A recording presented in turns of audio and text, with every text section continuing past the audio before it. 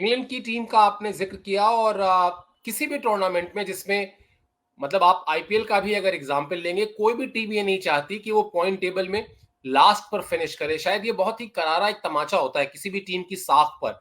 उस लिहाज से देखा जाए तो इंग्लैंड की टीम ने नीदरलैंड्स को हराया, हराकर उसने पॉइंट टेबल में अपनी स्थिति बेहतर की और आपने जो बात कही चैंपियंस ट्रॉफी के लिए अपनी उम्मीदों को बचाए रखा, जिंदा रखा। और अभी एक मैच बचा भी है इंग्लैंड का। कोशिश इंग्लैंड की यही होगी कि वो उस मैच को भी जीते, और वो मैच किससे आप जानते ही हैं।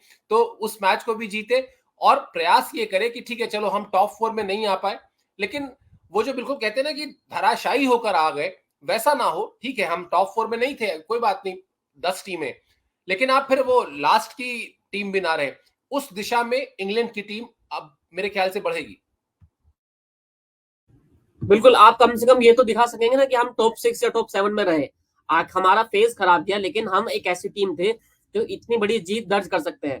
और आप आखिर की 3 टीम बचे रहे या आखिरी पायदान पर रहे, वो तो बहुत ज्यादा बुरा हो जाएगा, और वो भी तब जब आप पिछले वर्ल्ड कप के चैंपियन हो।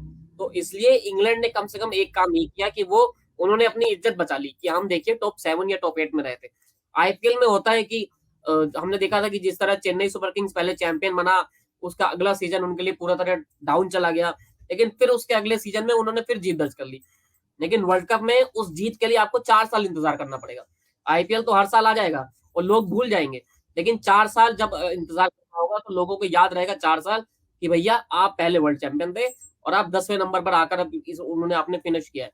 तो ये चीज इंग्लैंड ने जाते जाते जो एक चीज उनकी टीम ने वो काम किया है, शायद ये मैसेज गया होगा टीम में भी कि भाई देखिए अब सब कुछ तो हो गया है, हम वर्ल्ड कप से बाहर हो गए हैं, इतनी बुरी स्थिति हो गई है, इससे डाउन तो कुछ नहीं जा सकता। इसलिए जो चीज हुई है आखिर के 1 या 2 मैचों में या आखिरी लीग मैच में जो इंग्लैंड के साथ होती दिख रही है कि सीनियर्स प्लेयर वहां पर खड़े हुए हैं। बेन स्टोक्स ने जिस तरह से कल सेंचुरी लगाई है, वो एक दिखाता है कि कितनी मेच्योर इनिंग थी, और जिस इनिंग का इंतजार पूरे वर्ल्ड कप इंग्लैंड के फैंस, क्रिकेट फैंस करते रहे कि बेन स्टोक्स से एक ऐसी पारी की उम्मीद होती है जहां वो क्रीज पर टिके रहे और आखिर में अपनी टीम के लिए तेजी से रन भी बनाए। तो वही चीज हुई, पर यही होगी कि भैया बहुत देर कर दी मेहरमा आते आते। बिल्कुल। और मतलब पॉइंट टेबल अब बहुत इतनी इंटरेस्टिंग हो गई है कि इतने सारे चूंकि, लेकिन, यहाँ वहाँ, किंतु परंतु जैसे जो शब्द हैं वो उस पर लागू हो जाते हैं। और मैंने जो पिछले सवाल में एक हिंट किया कि वो जो आखिरी मैच है इंग्लैंड का, वो मैच किससे है, वो पाकिस्तान से है। और पाकिस्तान को लेकर इंग्लैंड की टीम के जो परफॉर्मेंसेज हैं, रीसेंट परफॉर्मेंसेज बड़े शानदार रहे। इस लिहाज से अगर देखा जाए, अभी हम लोग बात कर रहे थे कि न्यूजीलैंड की टीम अगर जीत जाए श्रीलंका से तो पाकिस्तान का रास्ता बंद हो जाता है। नेट रन रेट के मामले में वो थोड़ा पीछे चल रही है। जिस तरह पिछले मैच में उस न्यूजीलैंड ने के खिलाफ उसको जीत मिली, वहां किस्मत ने उसका किस तरह से साथ दिया। लेकिन यहां अभी एक प्रॉपर अड़चन इंग्लैंड भी है पाकिस्तान के लिए। बिल्कुल, आपको वर्ल्ड चैंपियन से भिड़ना है, पाकिस्तान को ये नहीं भूलना चाहिए। और इंग्लैंड टीम अब देखिए जाते जाते वो फॉर्म में आ गई है। तो इंग्लैंड को हराना, अगर न्यूजीलैंड आज जीत जाता है तो क्योंकि पाकिस्तान को हराना एक बड़े नेट रन रेट से, बड़ा नेट रन रेट उसको चाहिए, तो इंग्लैंड को हराना होगा। और इंग्लैंड को उस अंतर से हराना आपके लिए बहुत मुश्किल होने वाला है। और मान लीजिए कि इंग्लैंड किसी तरह पहले बल्लेबाजी कर लेता है, तो वो टीम उस फॉर्म में आ गई है कि उनका फॉर्मूला एक ही है कि भैया हमको 400 रन बनाने ही बनाने हैं। तो इंग्लैंड उस फॉर्म में है और उनके बॉलर्स भी उस रंग में दिख रहे हैं। कल भी उन्होंने नीदरलैंड को 160 रनों से हराया है। तो 160 रनों की जीत एक बहुत बड़ी जीत होती है, चाहे वो सामने वाली टीम कमजोर हो या बड़ी हो, कैसी भी टीम हो। तो पाकिस्तान के लिए मुश्किलें बहुत ज्यादा हैं। इसलिए वो ज्यादातर शायद अपने मैच और रिजल्ट से ज्यादातर निर्भर वो शायद वो कुदरत के निजाम पर ही निर्भर है कि उनको ये पता लगे कि किसी तरह न्यूजीलैंड वाला मैच में बारिश आ जाए और हमको सिर्फ जीत मिल रही हो, ताकि हमको कोई बड़ा अंतर 130 140 रन के अंतर से हमको जीत जीत के लिए जाना ना पड़े। और यही चीज पाकिस्तान और पाकिस्तान के फैंस चाहेंगे। सर, हम इस पूरे ब्रॉडकास्ट को रैप अप करें उससे पहले पहले एक भविष्यवाणी हो जाए। जो इस पूरे वर्ल्ड कप में आपकी भविष्यवाणी एकदम हिट जा रही है, तो एक भविष्यवाणी हो जाए। क्या इंडियन फैंस को, क्या क्रिकेट फैंस को इंडिया पाकिस्तान का सेमीफाइनल देखने को मिल रहा है सर? मेरे हिसाब से नहीं, मेरे हिसाब से नहीं। और उसकी बहुत बहुत ही मतलब साइंटिफिक रीजन जो मुझे लगता है वो लगता है कि ठीक है, कुदरत का निज़ाम है, बहुत सारी चीजें ऐसी हैं जो क्रिकेट के खेल में हो जाती हैं, मौसम हमारे हाथ में नहीं होता है। बावजूद इसके आप जीवन में न्यूजीलैंड की टीम के साथ ही सब कुछ बुरा होगा और पाकिस्तान की टीम के साथ ही सब कुछ अच्छा हो जाएगा। मैं अब भी ये मानता हूं कि पिछला मैच जो है, जो 400 से ज्यादा रन बना के न्यूजीलैंड की टीम हारी, वहां शेयर लक पाकिस्तान के साथ था। बिल्कुल ठीक है, फकर जमान ने बहुत अच्छी बल्लेबाजी की, लेकिन वो जो मैच में प्रेशर जहां बनना शुरू होता है, जिस मोमेंट पर आपका एक विकेट गिरता है और उसके बाद टीमें लड़खड़ाती हैं, वो इम्तिहान उस मैच में नहीं हुआ। पाकिस्तान की टीम कम से कम इस विश्व कप में जो पाकिस्तान की टीम है, वो 400 रन वाली टीम है नहीं, मुझे दिखती नहीं कम से कम। तो इसलिए मुझे लगता है कि शायद फैंस जरूर ये चाहते हैं, भारतीय फैंस जरूर ये चाहते हैं कि इस विश्व कप का एक और बहुत हाई वोल्टेज मुकाबला हो।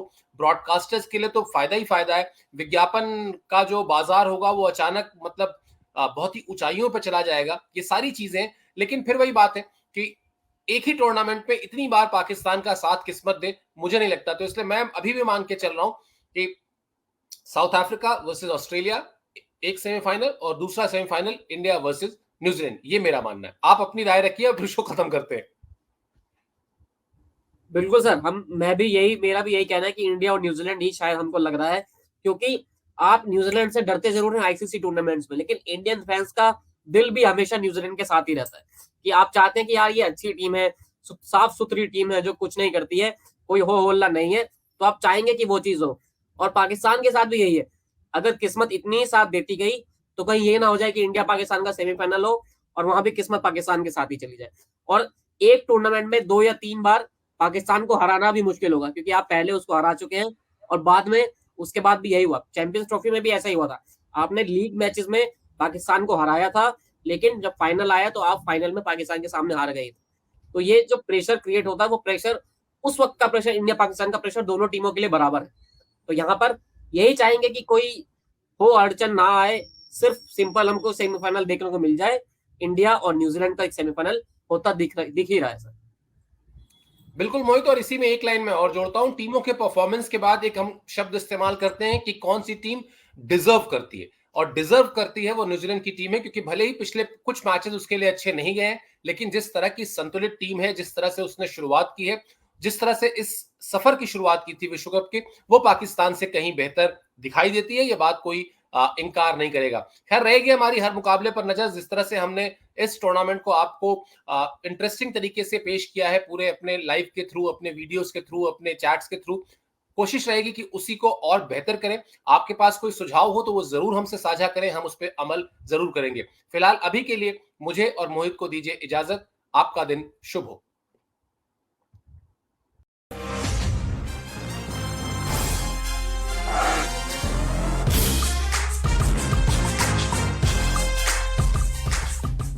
लंबी रेस के लिए एनबीसी बियरिंग्स 80 के बिरला ग्रुप का